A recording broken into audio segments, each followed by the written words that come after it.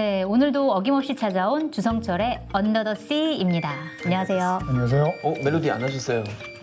해보세요. 아니, 전 많이 해봤으니까 기자님 하셔야죠. 노래 해야 Under the Sea. 그렇죠. 네, 입니다.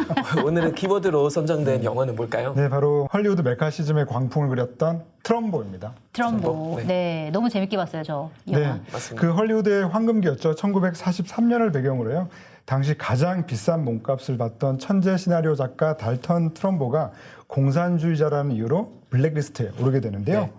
명예와 부 모든 것을 잃게 되는 상황에 처하자 이 트럼보가 가족을 지키고 생계를 유지하기 위해서 무려 11개의 가명으로 시나리오 작가 생활을 이어가게 된다는 내용입니다. 네, 지난 박근혜 정권 때 그 문학의 블랙리스트가 굉장히 큰 사건이었잖아요. 트럼보랑 좀 약간 비슷한 상황이다. 네. 근데 트럼보는 과거지만 우리는 이제 현재에 벌어졌던 이제 사건인 그렇죠. 것 같은데 그때 당시에 영화계나 아니면 예술계, 문학계 이런 데 분위기는 좀 어땠나요? 거의 뭐 미국에서 있었던 일의 어떤 70년 뒤 네. 바로 그 한국 사회 모습인데요. 정말 개탄스러운 일이라고 할 수 있겠는데 그 내용은 이렇습니다. 그 박근혜 정부에서 그전 대선 야당 후보였던 그 문재인 대통령과 박원순 서울시장을 지지했던 사람들 그리고 세월호 침몰 사고에 대해서 시국 선언을 발표했던 문화예술인들을 이 네. 비밀스럽게 블랙리스트로 규정하고 네. 탄압을 했던 것인데요. 무려 9,473명 의 명단이 존재를 했었고요. 네. 예, 그들에게 어떤 정부의 지원을 끊는다던가 네. 혹은 검열 및 불이익을 줄 목적으로 작성이 된 것인데요. 네. 그 뒤에 그 CNA11의 그 김성훈 기자와 그 한겨레 그 김한 기자가 아주 네. 군사와 자회사의 아주 아름다운 공조 취재를 통해서 네. 그 좀 치밀하게 조사를 했었는데요. 이 당시 블랙리스트 문건이 사실상 어떻게 보면 지난 이명박 정부 때부터 이어져 온 것이나 다름없다라는 네. 내용이었는데요. 네. 네. 그 내용들을 좀 살펴보면요. 이명박 정부 시절 청와대에서는 그 문화 권력 균형화 전략이라고 하는 문건이 존재했었습니다. 균형화. 네. 좌와 우의 균형을 그렇죠. 맞추겠다는 취지였나 보네요. 문화 권력 균형화라고 하는 그 표현부터가 굉장히 그 포괄적인 네, 표현이라고 할 수 그러네요. 있겠는데요. 그 내용은 이렇습니다. 그 좌파 집단에 대한 인적 청산을 소리 없이 지속적으로 실시할 것. 무섭네요. 그리고 예술위원회나 영화진흥위원회 등 핵심 기관 내부에 있는 수많은 여러 좌파 실무자들을 청산해야 할 것이라고 하는 내용이 포함되어 있었는데요. 너무 진짜. 또한 그 집중 관리 대상으로 뽑은 영화인들이 그때도 한 50여 명 정도가 존재를 했었습니다. 그렇군요. 뭐 배우 문성근, 권혜여, 문소리, 김규리, 유준상 배우 같은 경우는 그 지난 그 노무현 전 대통령 서거 당시에 이 울분을 참지 못해서 모 국가기관 홈페이지에 실명으로 글을 올리셨더라고요. 네. 그래서 이런 리스트에 올라가신 것 같고요. 그 외에 또 영화감독 이창동, 박찬욱, 봉준호, 장준환, 박광현 감독 등도 있습니다. 굉장히 유명한 감독들이 다 들어가 있죠. 있었네요. 봉준호 감독님 뭐 얼마 전에 히트 주셨는데. 황금 종려상을 주셨는데. 박광현 감독님 같은 경우는 웰컴 투 동막굴에서 네. 이 북한군을 굉장히 좀 인간적으로 그리신 미화했다. 그런 잘못을 저지르셨죠. 참 이 블랙리스트라는 거는 저도 한국 와서 처음 알았거든요. 네. 근데 뭐 당시에 이제 독일도 분당된 상태였을 때는 저는 뭐 비슷한 거 있었겠죠. 네. 당연히 이제 타인의 삶이라는 영화에서도 그런 거 이제 아, 그려지는데, 맞습니다. 네. 근데 어쨌거나 이제 이 영화 보면 영화계 어떤 노동자들의 상황을 조금 개선하겠다는 그런 얘기하고 이제 바로 좌파로 낙인 이제 지키는데, 그래서 트럼보가 자기 딸에게 좀 네. 그 한 말이 되게 인상적이었어요. 맞아요. 저도 만약에- 그 장면 되게 좋았어요. 네, 네. 그렇죠. And at school, you see someone with no lunch at all. What do? Share. Share. Well, you don't tell them to just go get a job. No. Oh, you offer them a loan at 6%. Oh, that's very clever. Dad. Ah, then you just ignore them. No. Well. You little commie. 네. 이게 사실 말이 안 되잖아요. 그러니까 자본주의하고 공산주의 그 선이 참 약간 좀 살펴보기는 좀 애매한 상황인 것 같아요. 네. 사실 저도 그 장면을 보면서 굉장히 좀 눈물이 날 정도였는데 왜냐하면 저희 그 한국 사람들 같은 경우는 학교에서 너무나 어렸을 때부터 이런 공산주의라든가 이런 것들 거의 뭐 진짜 금기시했죠. 금기시 막 비인간적인 것으로 너무 세뇌해서 알다 보니까 저는 이게 정말 그 사회주의 어떤 핵심적인 메시지를 그 아이들의 눈높이에서 너무나도 잘 설명한 얘기 같은데요. 그래서 아버지도 그렇게 얘기를 하거든요. I love our country, and it's a good government. But anything good could be better, don't you think? 이 장면을 보면은 많은 사람들이 꼭 어린아이가 아니더라도 왜냐면 한국 사람들 공산주의라고 하면은 정말 그 굉장히 멀리 느끼기만 하지 체질적으로 네, 거부감이 원칙적으로 어떤 원칙을 갖고 있는 뭐 이념인지 잘 모르잖아요. 이 장면을 보면 좀 많은 분들이 알 수 있을 것 같다는 생각이 드는데 그리고 이게 실화를 바탕으로 만들어진 영화잖아요. 그렇기 때문에 이 헐리우드의 유명한 배우들의 어떤 이면들이 드러나게 돼요. 실명으로 막 다 나오잖아요. 그래서 트럼보라는 작가를 반미주의자로 매도하는 존 웨인, 서부 영화에서 굉장히 많이 주인공으로 많이 나왔던 존 웨인에게 See, I was a war correspondent in Okinawa. Where did you serve again? You're going to talk about World War II as if you personally won it. Let's be clear where you were stationed. On a film set, shooting blanks, wearing makeup. 그러니까 나는 되게 애국자인데 너는 사실 전쟁 때 한 것도 없으면서 나를 그렇게 반미주의자라고 보는 게 뭐 가능한 얘기냐라는 식인 거죠. 네. 그렇죠. 거기서도 굉장히 위트 있는 대사가 등장을 하는데요. 네. 그렇게 막 연설을 하고 있는 장면을 보고는 그 동료가 얘기하죠. I never knew he was this good. Because he's not acting, that's him. 이 장면도 굉장히 지금 한국 사회 모습을 많이 떠올리겠는데요. 네. 그 정말 그 군 필자가 별로 없는 이 뭐 정당에서 북한에 대한 어떤 정책이라던가 햇볕 네. 정책 이런 것들을 굉장히 비판하는 목소리를 보면 야, 뭐 너네는 군대를 갔다 왔냐라는 말을 이렇게 목구멍까지 그 말이 차 막 있죠. 차오르는. 네. 네. 더군다나 이때 가장 핵심적인 대사가 또 있었던 것 같아요. 그 동료 중에 그 알란 허드라고 하는 그 시나리오 작가가 자신의 어떤 신념에 대해서 얘기를 하면서 수술로 양심 제거가 가능하다면 그렇게 하겠다. 네, 맞아요. 하지만 이건 어쩔 수 없는 것이다라고 얘기를 하는 장면이 굉장히 감동적이죠. 그리고 이제 로널드 레이건도 등장하잖아요. 이제 나중에 이제 그 공화당 소수로 제 40대 대통령 된 사람인데 그 로널드 레이건의 역할이 뭐 어떻게 파악하면 되나요? 그 로널드 레이건이라고 하면 1980년부터 1989년까지 한번 재선에 성공해서 그 80년대 미국을 거의 뭐 지배했던 대통령이고 네. 어떻게 보면은 지금 그 신자유주의 경제 정책의 어떤 근본적인 원흉 같은 그런 대통령이라고 할 수가 있겠는데요.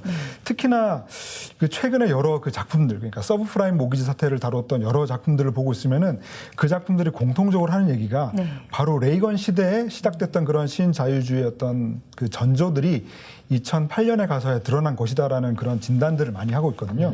그런 것들을 보면 이 레이건 대통령이라고 하는 사람이 그 40년대의 그 메카시즘 광풍부터 80년대의 그런 신자유주의의 어떤 전조를 지나서 또 그 즈음에 탄생했던 수많은 영화들이 또 있거든요. 그러니까 80년대 하면 그 영화들이 대부분 그 코만도의 아놀드 슈와츠제네거라던가 뭐 람보의 뭐 실베스터 스텔론 그쵸. 그러니까 정말 강한 미국 그 하드바디라고 불렀던 그런 그 근육질 남성들의 그 영화가 세계를 지배를 했었거든요. 그런 점에서 이 레이건 대통령이라고 하는 사람이 그때부터 이후에 그 대통령 집권 시기까지 미국의 어떤 굉장히 조금 안 좋은 면들이라 그럴까 그런 것들의 어떤 응축돼 있는 그런 인물이라는 생각이 들어서 새삼스럽게 이 작품에서 레이건이라는 모습이 새롭게 보이더라고요. 네, 그리고 뭐 그런 여러 가지 동료를 배신하고 동료의 이름을 파는 사람들도 많이 나오지만 마지막으로 가다 보면은 또 다른 사람들이 존재를 하잖아요. 그러니까 유명 배우이자 제작자인 커크 더글라스라는 사람은 트럼보라는 거를 작가 이름을 내보내지 않는다고 하면 자기는 중간에 찍던 영화에서 빠져버리겠다 이렇게 얘기를 하기도 하고 이게 그러니까 트럼보가 자신의 이름을 되찾도록 도와준 사람들이 굉장히 많이 나오잖아요. 근데 이게 메카시즘 광풍이 굉장히 부는 시절이긴 한데 그럼에도 불구하고 개인이 뭐 이익을 보려고 했던 거든 아니면 소신이든 간에 주변에서 이렇게 도와주는 사람들이 있었다라는 것 그다음에 그런 장면들이 굉장히 따뜻하게 다가왔던 것 같아요. 그 새삼스럽게 그 연대의 힘을 조금 느꼈던 장면들 같아요. 네. 그러니까 커크 더글라스 같은 경우는 당대 최고의 스타였고요. 네. 이 작품에서 굉장히 멋지게 그려지죠. 그러니까 뭐랄까 맞습니다. 그 옆에서 누군가가 협박을 하거나 이런 그 얘기를 해도 표정이나 이런 것들이 거의 변함이 없어요. 왜냐하면 당대에서 제일 잘 나가는 스타이기도 했고 그 자신의 신념에 대해서 너무나 굳건하기 때문에 그 어떤 공격이나 탄압이 들어와도 꿈쩍도 하진 않거든요. 그래서 네. 나중에 그 반미 그 조선활동위원회에서 누가 찾아와서 협박을 할 때에도 네. 뭐 우리가 뭐 이 나라를 안전하게 지키고 있다고 하니까 어떤 식으로 지키고 있는 거냐고 막 정말 그 온화한 표정으로 대묻거든요. 그런 장면들을 보면 굉장히 놀랐고요. 또 특히나 그 오토 프레민저 감독님, 네, 네, 그 굉장히 유명한 그 오토 프레밍거 감독님이 나오셔가지고 네. 그분도 그 헐리우드 사람이 아니라 어떻게 보면 독일에서 온 그 감독이다 보니까 그런 어떤 가치관에서부터 좀 더 자유로웠던 것 같은데요. 그런 사람들이 이 트럼보를 지지해줬다고 하는 것이 굉장히 의미 있는 일이고, 그런데 여기서 가장 더 중요한 것은요, 이 오토 프레밍거 감독과 이 커크 더글러스가 어떤 그런 확신에 찬 얘기를 할 수 있었던 데는 그 전에 TV 프로그램에서 이 트럼보가 자신의 정체를 당당히 맞습니다. 밝혀요. 네. 그걸 보고 오히려 더 힘을 냈던 것이기도 하거든요. 네, 그런 거기서 점에- 굉장히 감동받는 그렇죠. 장면이 나오죠. 그 두 네. 명이. 네. 그런 점에서 역시나 뭐 연대의 힘도 중요하고 그 당사자 개인의 용기도 더 중요하지 않나라는 생각도 해보게 됐죠. 그 이제 정치적인 그 신념이 다르다는 이유로 결국 이제 트럼프는 그 반미 그 활동조사위원회부터 이제 어떤 조사를 받잖아요. 근데 그 조사를 받을 때는 네 하고 아니오로만 대답하라는 그런 말이 있는데 Mr. Trumbo, now I shall ask you a series, various questions, all of which can be answered with a yes or no. Well, I shall answer yes or no if I please to answer. I shall answer in my own words. Many questions can be answered yes or no only by a moron or a slave. 그러니까 굉장히 너무 멋진 그런 대답을 하는데 결국 이제 감옥에 가게 되잖아요. 그렇죠. 근데 사실 그런 조사 방식은 오히려 공산주의나 뭐 어쨌거나 좀 독재적인 그런 정권에서 오히려 더 많이 쓰는데 이게 너무 아이러닉하진 않아요. 네.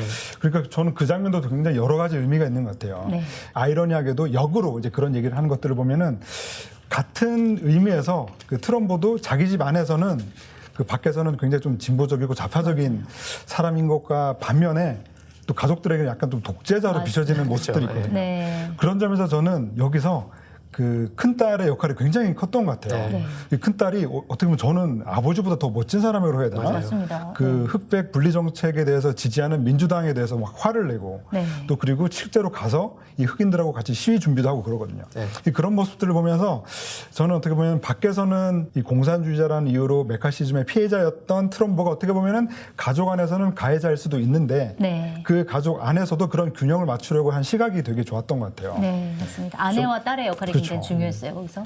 여기서도 약간 균형화 전략을 알 수가 있는데 뭐냐면 그 스파르타쿠스라는 시나리오를 썼을 때 어떤 장면이 삽입돼서 나오냐면 그 스파르타쿠스를 죽일 수도 있는 상황이 된 그 이겼던 흑인 노예가 네. 죽여라고 할 때 그 창을 바로 바깥으로 던져버리거든요. 네. 공격을 죽이지 해버리고. 않고 예. 던져버리죠. 그러니까 오히려 영화 속에서 그 흑인에 대한 그 당시 그 인종 문제에 대해서 관심이 높았던 딸을 생각하면서 그런 장면들을 좀 쓰지도 않았을까라는 생각이 들어서 그럴 수 있겠다. 아, 이 아버지가 어쨌건 그런 자신의 미안한 마음을 담아서 왜냐하면 그 딸을 통해서 왜냐하면 이 트럼보가 그 큰 딸을 통해서 그 흑인 인종 문제에 대해서 관심을 가졌다는 생각도 좀 하거든요. 네, 네네. 그럴 수 있겠네요. 맞아요. 네. 그리고 트럼보가 마지막에는 결국 자기의 이름을 되찾잖아요. 처음에는 이제 뭐 대필 뭐 이런 식으로 이름을 빌려가지고 쓰다가 결국 자기의 이름을 되찾고 그다음에 마지막에 전미 작가 조합상을 수상을 하면서 연설하는 장면도 굉장히 훌륭하고 좋았던 것 같아요. 그래서 뭐라고 얘기를 했냐면 블랙리스트는 악마의 시절이었습니다. But when you look back upon that dark time, as I think you should every now and then, it will do you no good to search for heroes or villains. There weren't any. There were only victims. And so, what I say here tonight is not intended to be hurtful to anyone.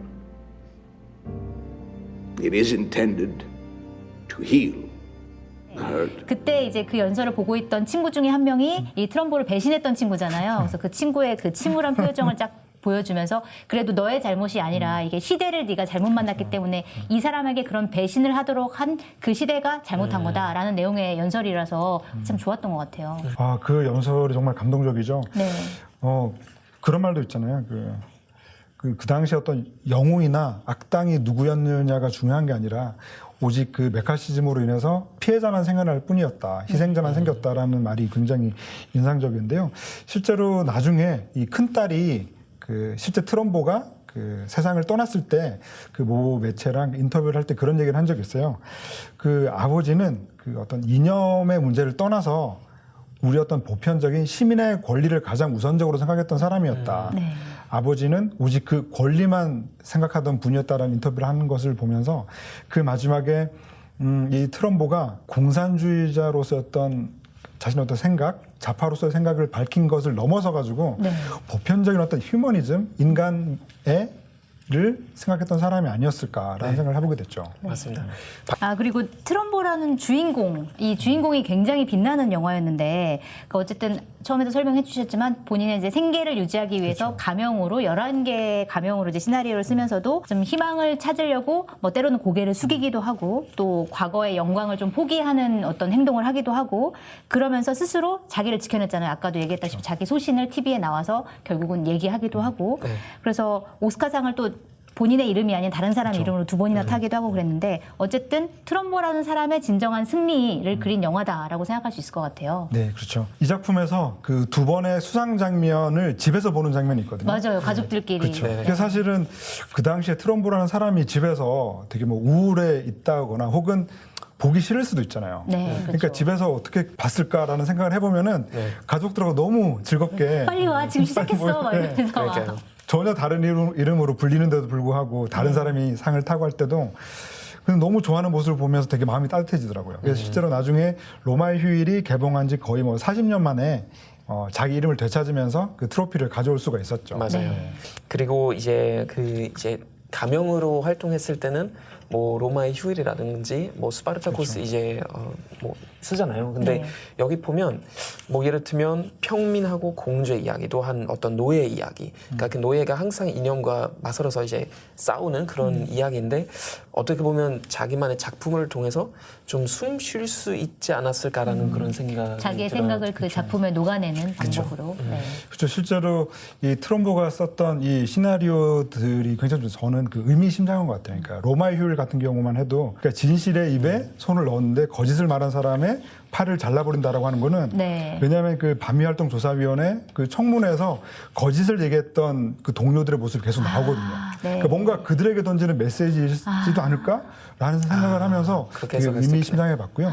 또 한 번 아카데미 각본상을 타게 되는 이 브레이브 원 같은 경우는 그 당시에 굉장히 드물었던 이 멕시코 소년이 주인공인 그러니까 어떻게 보면 전혀 그 백인이 아닌 주인공의 작품에 이 각본상을 준 경우여서 네. 사실 저는 이 작가로서의 트럼보가 했던 그 작품들 하나하나에 다 중요한 의미가 담겨져 있는 것 같아요. 네. 오스카상이라는 게 그런 여러 가지 이념이라든지 내용이라든지 뭐 그런 정치적인 성향 전혀 상관없이 항상 그렇게 작품으로만 좋았던 그런 전통이 좀 있는 건가요?